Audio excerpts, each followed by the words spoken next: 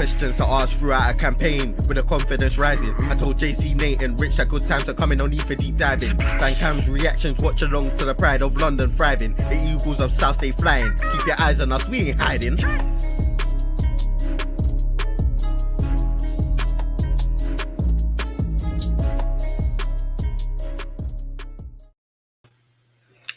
Big up. Welcome back to Eagle Football. And this is it's something different, very different. On Channel 4, they've just released the first episode of football drama, Football Dreams. This is based on the Crystal Palace Academy, and it's going to be focusing on different children, different young people, different ages between 8 and 18, and their journey to make it as a professional footballer. As always, big up to the co-host, Nate. How you doing? Yeah, man, listen, it's not often we get our football club in the spotlight, but to see that £20 million facility we built get a bit more airtime, to have Scott Brown, a.k.a. Ben Betty Smith, narrate it, obviously having a Palace fan narrate it. We saw some high-profile figures, from the manager, chairman, one of our star players, obviously a former academy graduate himself. And we got to know some of the youngsters that are in and around the club. Because obviously, rightly, we don't hear much about the younger, age groups. You don't want to put anywhere near amount of pressure on them. You want to keep it strictly to your 23s and your 18s, and just keep an eye on the 15s and stuff and such. But, you want to focus on the players that are on the cusp of getting closer to the first team, not the kids that still have ways to go before they could potentially get to the first team. So, but we'll talk about those in a minute. We are on a bit of a time constraint, but, I'm good, mate. How are you? Doing well. Yeah, as Nate just said there, we're going to try and keep these short and sweet and stuff. Obviously, drop in the comments after this upload. If there's any other areas you want us to focus on in future streams, obviously when episode 2 comes out, we'll cover episode 2 and so on and so forth. But just to start off with, just a few things that we picked up quite early on from the episode. The lack of football cages around. Obviously for me personally as well, growing up around South London, there used to be loads of football cages or just areas to go and play football, and there seems to be a massive drought in that and stuff. What's your thoughts on that, and how do you feel that's affecting young people today? Well, I mean, they say you should never mix politics and football, so I'm going to have to try and keep this as true to that as possible. But yeah, I think because South London and London in general has suffered from a lot of upheaval with, we've had a few incidents in not so wealthy areas of London. We talk about Grenfell and the fallout from that. I think because government have made it clear they don't care for the inner city, because obviously we know that knife crime is rampant in London, and it doesn't matter where in London it is. We know it's rampant in London. It's making all parents, of which you're a parent yourself, Rich, you're probably terrified of the girls going out when they're older and somebody they know getting caught up in that kind of business, but we all know it. We all had to face that sort of thing. I mean, admittedly, I moved to Ireland to get away from that, but you live in London. It's a natural occurrence that if you're a parent, your kid could face that sort of thing. But I think that, the lack of cage football is crazy. Sorry, just thought somebody was calling me there. Because that's what people in South London pride themselves on, is that closed space, mentality of literally using every space available, even if it's the most pogiest of corners. We've seen somebody who thrived off cage football, and Yannick Balassi played for our football club not too long ago, and you could see his skill set and the things he could do on the football pitch came from playing in tight corners and tight spaces. I don't think Christian Eriksen still knows where that ball went when he did that flip at White Hart Lane. So you see what I'm saying? You need to see that kind of ingenuity in young footballers, because that can be the difference between getting that pro contract or not. And obviously we have a few things to discuss in relation to the 3 young men that were featured today. But it's a weird one, because you don't, like I said, I don't want to put too much emphasis on politics in football because it gets messy and it gets contrived. But it's quite clear governments, regardless of political allegiance, they don't really cater for inner city sport because they're not focused on that as an issue. They just see that as, oh, well, that's up to the kids in those areas to take advantage of that. But we can't, if the young kids are having these areas knocked down for housing or some BS creative center, or whatever they want to spin it as. You know, these things need to be kept because this is what makes the fabric of a community. I remember playing cage football when I lived in London. The funnest time ever. Yeah. Because there was no rules. If you weren't good enough, you got a few knocks to teach you, listen, it's dog eat dog. If you're not prepared, don't step into the cage. Stay on the outside, you know. But 100%. that's the nature of South London, and that's why we love being from South London, is that we understand, look, South London is an area that you have to be at the best to get there. So, you know, to see this highlighted at our football club, it's a good thing, because that's what we look at the team we've built. We've built players that have that ability. Elise, Eze, I could go on, but that's what I'm trying to say, is that there's a kind of like a mentality with us, is that we prefer to play our ball on the street. Grass is great, but on the street, you literally have no time to think. But you're going to get cleaned out, scrape knee and everything. Literally. And stuff. And, you know, it's funny because obviously, like, it also stems from, like, even when you look at Brazil, it's like the kids in the favelas, like maybe low income, but that was their outlet. And it touches on nicely, actually. You mentioned about, unfortunately, like in the London crime and stuff. And funny if one of the young people in the documentary mentioned about the aspect that he just didn't want to get dragged into negative things, you know. And football is such a great outlet for anyone, really, you know, but especially for these young boys and young girls who are out there. You know, it's a way to make friends. It's a way to build a community. It's a way to showcase your skills. It's a way to learn. If you ain't good enough, you can learn. You can grasp it. You know, which is a beautiful thing to see. So it's obviously just to link with what you're saying about the lack of cages nowadays and stuff, and they're building more flats and stuff like that. You know, it's there's a lot less opportunities for young people to shine and such, which is a shame. You know, another aspect I just want to briefly touch on is sometimes these kids feel like if they don't make it in football, that's it. You know, and it's good to see there's a lot more work being done with academies to try and give them an education as well as teaching them football, you know, because I know there was someone that I spoke to when I was in uni, and he got released from Watford, I believe it was, and then he ended up having to be a window cleaner because, I'm not saying that window cleaners don't make good money, but he didn't have an education because everything was focused on football and stuff. But we'll move on to you regarding parents. Do you feel that they want it more than the kids do? Well, Rich, you're a parent. You know, if you have a son and he's in the academy, you want him to succeed more than anything. And football boots cost a whole heap of money. Like that, one of the parents mentioned it was like £160.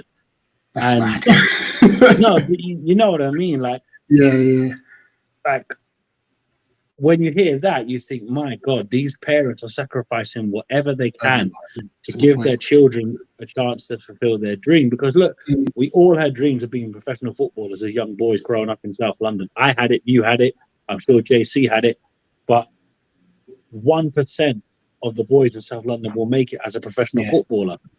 You know, even Wilfred Zaha said there were kids more talented than him in our academy at the time, and that's unfathomable for us, because we look at him and go, but we're one of the best players to wear the shirt. But you see what I'm saying is that even he could see there were players that were technically better than him, probably athletically better than him, but they didn't lack the discipline he had. And that was a key factor in it. But when you hear the parent stories of, you know, one lad sadly lost his father at a very tender age, and that's clearly had a bit of an effect on him because he had to grow up very quickly, but still keep that childlike, you know, I'm going to make it big, I'm going to score a goal in the Champions League final and all this. To hear that confidence is good, but it's also worrying because you're like, mate, you're a bit too cocky for where you are now, but you admire that confidence because that will help young players develop. But like knowing that football boots cost £160, I mean, you know what I mean? And, you know, look, that's just the nature of the game now, is that, you know, unfortunately, and we've seen this a lot in American sports, is that most parents whose kids get in academies, it's because either they weren't, I was a decent player when I was younger, but I never had the drive to actually pursue it. And there were kids at my school that were more hungry than me. one of which is becoming a professional footballer. And I don't look at it and regret it. I'm like, no, I never had the drive. I'm the first to hold my hands up and say I didn't have the drive for it, even though I was a good player. I knew myself. I'm not cut out for it, because you have to sacrifice so much of your free time to become a professional footballer. But look, I understand why parents want it probably more than the kids, because the sacrifices that get those kids to play in the Premier League, in the Championship, even League 1 and 2. There has to be something back for the parents, because they're sacrificing enormous sums of money that could go to utilities, they could go to food budgets, could go to clothes. There's so much they have to sacrifice and juggle that I don't think people quite factor in that to parents who have kids in academies. They're just praying that the kid gets a Premier League contract or a Championship contract or whatever league the club is in. You're just hoping that your kid makes it, your son or even your daughter makes it as a professional footballer, because it can change their life and your life, because you get something back for all the sacrifices you put forward. And look, any parent would do anything for their child. You're a parent yourself, Rich. You do anything for your girls. Do you know where I'm going with this? Yeah, 100%. And that leads on wicked to Bola, because obviously it's his mum who spent 150, 160 pounds on boots and stuff. And obviously with their living conditions, he's even said like, you know what? As soon as I make it, and I love the confidence in that as well. When I make it, I want to buy my mum a house. So it's beautiful to see that these young people, they understand where they've come from, in a sense, and they want to obviously build a better future for themselves and obviously for their parents. Now, Bola obviously had a very turbulent year, as you see in this review, like plagued with injuries. The injury it was a knee injury and it affected his running style. Now, within that as well, bless him, like he wanted to play so bad that he kept telling the coaches, I'm okay, I'm okay, I'm okay. And his coach had to have an emergency meeting with him saying, listen, look here, like, if we didn't pull you up on this, like, this injury could have got worse. You have to be honest. You have to tell us if there's something up, because it's going to affect you in the future. And I'm not surprised. Like I said, when you're in that space and you know that you're working towards a contract, you don't want to. It's as if you don't want to show any sign of weakness, if that makes sense. And I think it was the game against Colchester, then they had one against Reading, and he was just off the pace. He was completely off the pace, and I feel that's when the coach lost his man and conceded a goal from and then arguably a very coverable defensive position. But of course, he's trying to hide that injury. He's trying to feign that he's okay. And look, it's probably a sense of he knows there's a contract on the line. So the last thing he wants to do is show a sign of, wait a minute, I'm not in a secure position. And bless him, I think you and me would have done it at his age. The last thing you want to do is be released. Like obviously, a lot of these young kids, they support the Arsenals and Man Uniteds and all the big clubs, and you have to respect that. Look, they're the big clubs, the big players play for them. There's no problem. There's obviously a couple of you lads that do support Palace later on in the episodes to come, but with Bola, you felt that for him because you remember being his age, and if you were in his position, you probably want it just as more because you and I are supporters of the football club. If we were at, say, Charlton's academy, Millwall's academy, QPR, Brentford, whatever other football club in London, the drive to make it wouldn't be. It would be there, but it wouldn't be as intense. But because we support Crystal Palace, for me, if I'm Bola at 12 years age, I've got a bad knee. I'm not telling the coaches unless it's glaringly obvious, and if they pull me up in it, I have to be truthful. And the thing is, wrongly in this country, I think parents, because they want it so much, they tell their kids, don't tell the coaches. Even though the first thing they should say is, if your knee's hurting, we need you to tell the coach so that we can get you on a recovery program, because we don't want to see our star players in the first team get injured, let alone young boys that they're not aware of how, not brittle, but how not ready their bodies are just yet. They're still very much moldable balls of play that they're only starting to turn from boys to men. Like two 12-year-olds going helter-skelter, full-blooded tackle, it could cause a lot of damage. Yeah. Me and you going knee to knee on a full sledgehammer, we both might be in a bit of a bad way, but we'll come off it going, oh, he left a mark on me. Or we can walk away from it and go, Jesus, I won't be walking properly for a while. But young kids, it can lead to severe medical problems that could plague them for the rest of their lives. And it may have a knock-on effect to life outside of football. So, you know yourself, Rich, you never want to see it. And look, Boller's a sweet kid. They're all sweet lads. They care for each other deeply. So it kind of hurts more seeing the results that they got. But then you're thinking, you know what? It's good that no matter what, they're still very much boys. Yeah. That was beautiful to see that despite the results, because we won't say any spoilers, but despite the result, they still went out and had like a bit of dessert afterwards and stuff like that, you know what I mean? Which was good to see. I'm going to leave Cairo to last, actually, because this one was very interesting. Caden. Now, bless him. I love football tells you. Adorable. And it's funny because it was brought up immediately, even with us. Like, it's like his height. They kept referring to his height. He's tiny, bless him. He's like a pit bull. He's like, oh, I know I'm small, but I don't care. You know what? But you love that tenacity. Yeah, absolutely. And it was so good to see that because his technical ability, he's just megging guys, everything, you know. No fear. And that was epitomized when the new kid, Oscar, the trialist, came in and he went 1v1 against him, who's like, Oscar was like, here. Yeah, 5-3, wasn't it? Like, you know, but he still was up for the challenge. Was wicked. Yeah, you know, but that's what you want to see at this age, you know, because look, the whole point of academy football is play with no fear. You know, yes, you're playing for 3 points in whatever division that your age bracket is in, but there's no ramification to relegation unless you know you're in a higher like at 23s and 18s level, there's scrutiny on it because fans watch those games because they're the two closest age groups to the first team. The 16s and 15s probably are the next group, but even then you're thinking, kind of only want to see them play if they're in something towards the end of the season. You want to give their season a bit more, you know, a bit more behind the cover as opposed to the older groups. But to see, because he's so small, bless him, you're just rooting for him automatically. Yeah, you love that underdog story of, look, yes, he's small, but he doesn't allow his physical limitations to get in his way. He's saying, I don't care if I'm small. I'm going to smash through whoever I have to smash through. And he proved it. Because even though he's not going to be able to knock a man like a good foot or so high, taller than him, he's not scared to go for it. Yeah, he may get bounced off the ball, but he's going to make sure he puts himself into the challenge as opposed to, you know what, I can't do this. And he has that in his head because, as you saw in the episode, he was saying, you know, sometimes I don't think I can do it.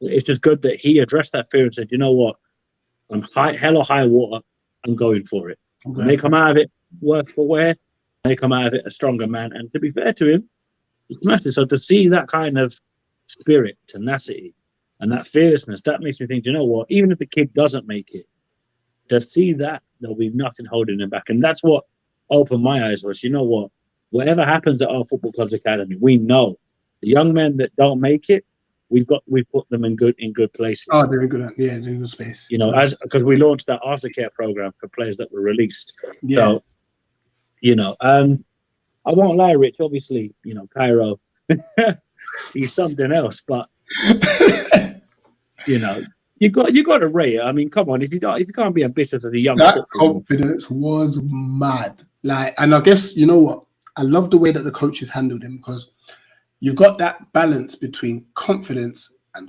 cockiness, and there's a thin line between the two. You know, I see myself like Mbappe. Like, I loved it. I was like, yeah. But then you saw the cockiness when he's there doing somersaults, doing training and stuff. You know, it's that balance. You know what I mean? So obviously in the under 12s, he was thriving. He was clear. You know, he went to the under 13s and then realized, yo, this is hard, you know, and stuff. Yeah. But even with that, I think, and I'm glad it was identified very quickly, what he didn't do is work hard. He then started getting himself involved with probably the wrong characters in the under 13. Like I said, that's why he's not listening to the coaches, doing sessions, doing backflips and all this, you know. But once again, and credit to the coaches there, they identified it quick and said, yo, you need to sort this out. You need to become humble, because it could be over for you just like that, you know. So I hope he takes on board what the coaches said, because I was looking to throw my flip flop at the TV, like, I fix that. Yeah, no, I was looking at it going, do you know what? I understand he wants to do the best for himself. He wants to prove that what he said when he's got the defensive ability of Van Dijk and all these things. It's great to see he has that belief in himself. Yeah, But you have to prove it, not just on the pitch, but more especially off the pitch. yeah, Because Rich, you coach football. You don't look for who's the best in training. What you look for is who's the most improved in training. It's all well and good being the star in the training session. yeah, But if there's a lad that 1 week, you know, he's late on his tackles, he's not quite getting himself positioned in the right areas to intercept the ball or get the ball back into a dangerous area. I played centre back for the majority, right back and centre back. Many of the time I got skinned because I was too busy watching the player ahead of me as opposed to the player on the ball. Mm. When I realized to switch it over, naturally, you're not thinking that in the moment. Your head's trying to compensate for what's going ahead of you. I then realized, right, don't go in on the ground. Try and take him. Try to take him leg for leg. Not looking to hurt him, obviously, but try and stand the ball up. Make sure that you don't give him the space to get past me. But little things like that, you have to be taught. They have to pull you aside and go, listen, your game isn't where we need it to be. You're 5 yards off your man, 10 yards off your man. You're 20 yards off your man. You're thinking, whoa, hold on a minute. That's not good. You don't want to be so far off your man that he's catching the bus and you're running for it. Do you know what I mean? No, but you see what I'm saying? Because Caden believes in himself. Cairo, believes in himself so much. He's not quite conscious that you actually have to be willing to take a couple of knocks. And he got a few knocks in the 13s. And it's like being a year 5 playing the year 6s. They're bigger than you, they're stronger than you, and they're probably faster than you. And if you play the year 6s, they're not going to take it easy on you because you're a year smaller. They're going to rough you up and show you, listen, this is the step up to year 6. It's not easy. Yeah. I remember getting rolled around when I played the year 6s when I was in year 5. But that's how you got your initiation. You knew then, okay, do you know what? Yeah, maybe I'm not as good as I thought I was. I've got a lot more to learn on technique, physicality, that sort of thing. So I'm happy that we saw a side of these young kids that they probably wouldn't want to show without the club putting this together. And obviously, Channel 4 did something similar for us when I think Hayden Mullins and Wayne Routledge and Ben Watson were in that sort of thing. But to see the level that these kids are put under, it's a bit worrying that there's so much pressure put on them. But that's the nature of English football now, is that obviously St. George's Park was built to give England the best chance of getting a national team that England can be proud of. Because tournament after tournament, we were told the golden generation was bringing it home. They never did. Too many egos in one dressing room. You know, whatever people say about Gareth Southgate, he had no egos in his World Cup or Euros campaigns. They ultimately flopped. Let's not kid ourselves. But you could clearly see he wanted no egos, no... one second, sorry, just JC messaging the group chat. I had to clear that away for a sec. You know, he wanted no delusions of grandeur or thinking, oh, I'm Billy Big because I play for X club or Y club or A club or B club. It was all about, right, when you're wearing an England shirt, you turn up every training session, every game, give your all. Win or lose, it don't matter. International football, Rich, you know what Ghana. All you want Ghana to do is play to the best of their ability. If you don't have the technical qualities to match your opponents, cool. If you can give people that wear the Black Star shirt pride and go, you know what? We weren't great, but we did the best we could with the players we have available. All you can ask for. Same with these lads. I don't want them to be Messi, Ronaldo. Just be yourselves, boys. You know, and that's what these coaches will be telling them, because you got to remember, look at the academy graduates we've seen come through. Wilfred Zaha was not the player he is now when he first broke through. He was raw. The years and years and years of him perfecting his craft has turned him into a player now. We can't imagine life without at Crystal Palace. Nathaniel Klein was a player that nobody knew what to expect because he was a totally different kind of academy graduate to what we've seen before. We've seen Victor Moses, Wan-Bissaka, Dawn Scannell, Johnny Williams. Who else is Ben Watson, Wayne Routledge, John Bostock? I could go on and on. But you see what I'm saying? The players we've seen come through the ranks over the years, we've been blessed to see these young kids have got that same potential to do that as well. You're thinking, this is wonderful. Obviously, for Bola, my heart broke because you can see there's a player there, but him hiding those injuries, that's going to hurt him. Because at this age, the more honest you are, the more they're going to say, you know what, he shouldn't be hiding it, but at least he was honest to say, Gaffer, look, I took a bit of a bang on my left knee in a challenge last week, or I felt a twinge in training. The more honest you are, they can go, okay, we'll get you on this recovery program. Take it easy, light training, light ball work, all that sort of thing. Build up the strength in your knee again. But young kids are terrified if they admit that they're not made of bloody Durasteel. They're going to be released, so they don't want to have a kryptonite. Sorry, I know I'm kind of rambling on and on and on, but that's not. No, it's all valid. It's all valid points, and it's for the first episode. It's a thrilling journey. It really takes you on the journey in the space of an hour, but it's like 9 months of their lives.